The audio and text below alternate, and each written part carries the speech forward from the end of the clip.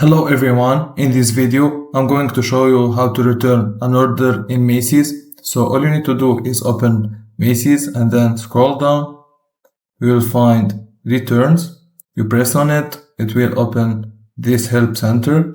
Now how to make return? You scroll down, you find start a return here, you press on it.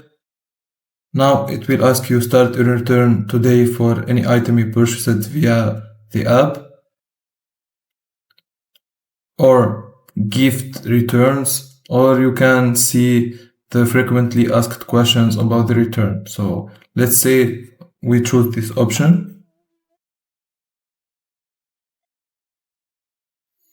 Now it will ask us to sign in, or we can skip and start the return. Now all you need to do is input order number.